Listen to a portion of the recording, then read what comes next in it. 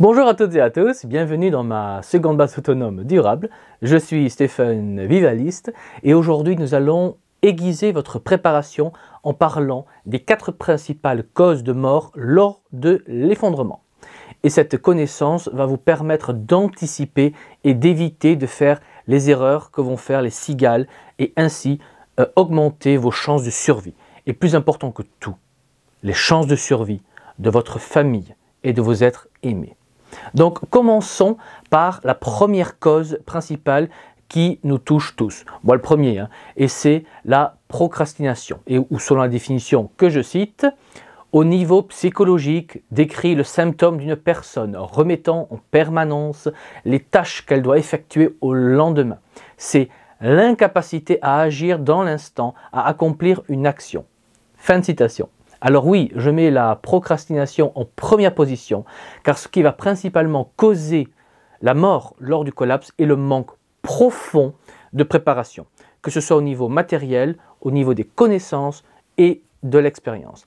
Alors je sais qu'on ne peut pas être prêt à tout, mais dites-vous qu'un simple tourniquet peut sauver la vie, sauver une vie, ou de savoir produire de la pénicilline, ou simplement remettre en place une épaule ou membre déboîté, ou simplement savoir purifier de l'eau ou trouver de la calorie, et j'en passe, car il faut beaucoup de connaissances et d'expérience pour gérer les situations d'urgence et les situations de survie longue durée.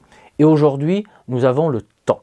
Nous avons le temps d'apprendre, nous avons le temps de nous former, de nous entraîner. Mais souvent, je n'échappe pas non plus à la règle, on a tendance à remettre à demain ou plus tard ce qu'on doit et ce qu'on peut faire ou apprendre aujourd'hui. Et si on avait eu la discipline nécessaire, on aurait été bien plus près au moment du collapse et on aurait pu sauver les personnes qu'on aime. Mais parce qu'on a fait de la procrastination, eh bien on met en danger nos proches car ils dépendent principalement de nous pour leur survie. Alors un exemple tout bête, on est en hiver et personne ne s'allumait un feu sans outil. Il gèle et personne n'a vraiment prévu des vêtements chauds. Bon, dans cette situation, certains meurent malheureusement de froid et d'autres tombent malades. Et si vous n'avez pas de compétences médicales de base, vous ne pourrez pas soigner vos enfants ou proches et vous allez les voir mourir dans vos bras impuissants. Vous ne pourrez rien faire. Et tout ça parce que personne n'a pris la peine d'apprendre à faire un feu sans outils. Ce qui me permet de faire la transition vers la seconde cause de mort lors de l'effondrement, et c'est l'eau. Et oui, entre celles et ceux qui vont malheureusement mourir de soif, car dès qu'on coupe le robinet, peu de gens savent où trouver de l'eau, et trouver de l'eau est littéralement une question d'heures avant de mourir. Car quand on parle d'heures, on parle de survie, car très vite, la soif réduit vos capacités. Donc, par manque de préparation, certains et certaines vont mourir de soif, qui est, on va dire, une des manières les plus douloureuses de mourir, car ces reins s'arrêtent de fonctionner alors qu'on est encore en vie. Et c'est une des manières les plus douloureuses de mourir. Et c'est très intense. Mais outre la soif, ce qui va massivement causer la mort est l'absorption d'eau impropre à la consommation. Bref, de boire de l'eau contaminée ou non potable ou sale. Dites-vous que les maladies qu'on obtient après avoir bu de l'eau contaminée, comme le typhus par exemple, ont tué bien plus de soldats que les balles ou boulets de canon lors des champs de bataille. Donc, on en parle peu, mais savoir purifier de l'eau est la seconde connaissance la plus vitale. Et la première étant de savoir faire un feu pour vous chauffer, cuire vos aliments et vous faire bouillir de l'eau. Alors oui, faire bouillir de l'eau ne retire pas les métaux lourds qui sont dans l'eau, mais ça tue les bactéries et virus. Donc c'est déjà ça. Donc savoir faire un feu vous permet de sauver votre famille du froid et vous permet de produire de l'eau potable. Après, si vous savez faire un filtre manuel, c'est encore mieux. Alors si vous ne savez pas faire de feu, ayez une bouteille transparente. Remplissez-la, on va dire, d'eau et mettez-la au soleil. Il faut que la bouteille soit transparente. Et donc exposez-la au soleil pendant quelques heures. Et là on parle d'au moins 6 heures en plein soleil. S'il y a des nuages, il faut plus de temps.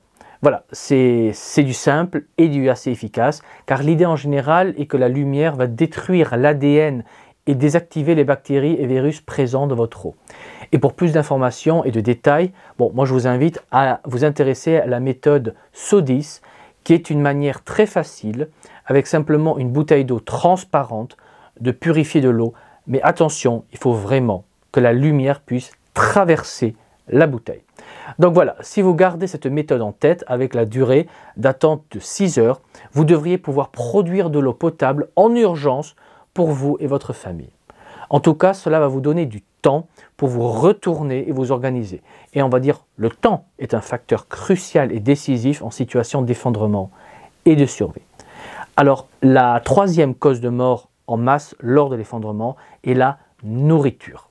Donc, le manque de nourriture, mais aussi la nourriture mal cuite, qui peut provoquer des intoxications, qui provoquent de fortes fièvres ou des diarrhées, donc qui clouent une personne au lit. Et si on est cloué au lit, on ne peut pas chercher de l'eau, on ne peut pas chercher de la nourriture et on ne peut pas faire ce qu'il faut pour assurer sa survie.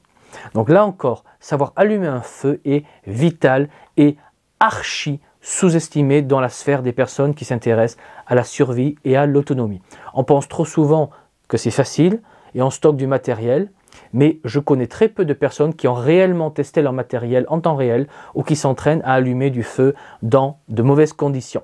Donc dans du froid, de la pluie, avec des mains et des doigts engourdis, etc. Et petit conseil, ayez du papier aluminium, car quand le sol est trempé, mettez une feuille d'aluminium sur le sol et mettez votre bois ou brindille sur la feuille d'aluminium. Cela facilitera l'allumage du feu. Après, savoir reconnaître les plantes comestibles, savoir où les chercher surtout, ou savoir pêcher ou chasser sont, on va dire, des connaissances vitales si on veut pouvoir produire soi-même tout simplement de la calorie pour ne pas mourir de faim.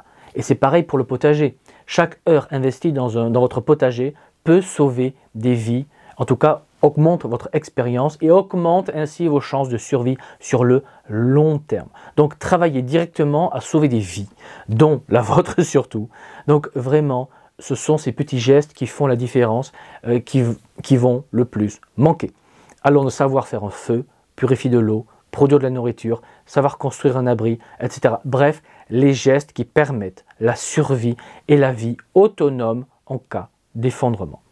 Et malheureusement, on est devenus des citadins et on repose trop sur les machines. Et moi le premier, Donc il est vital pour toute personne qui se prépare à l'effondrement et à l'autonomie de bien réapprendre les techniques pour pouvoir se prendre en charge et assumer sa survie sur la durée.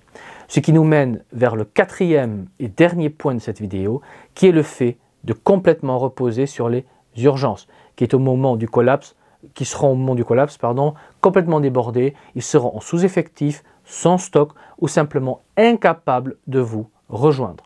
Donc oui, l'accès au médical sera un immense problème, que ce soit pour voir un médecin ou trouver des médicaments.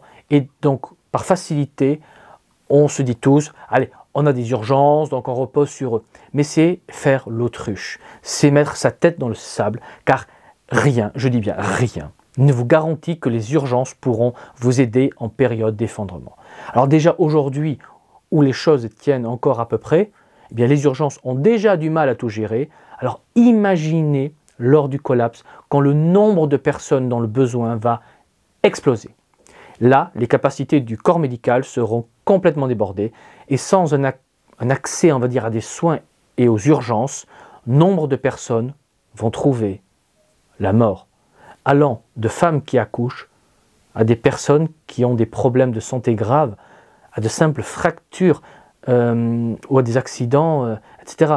Bref, des petits problèmes pourront de nouveau causer la mort. Alors imaginez avoir une rage de dents à ce moment-là. Heureusement, si vous avez regardé ma vidéo « Les 4 plantes et 2 astuces contre le mal de dents », vous saurez quoi faire pour soulager la douleur. Comme quoi, je ne fais pas qu'alerter, je donne aussi des solutions. Voilà, donc vous connaissez maintenant 4 facteurs qui vont causer énormément de souffrance et de mort. Donc maintenant, vous savez quoi faire pour anticiper, pour mieux vous préparer et éviter de perdre vos proches et être aimés. Donc préparez-vous intelligemment pour faire partie de la solution lorsque le collapse sera là. Votre préparation peut et va sauver des vies.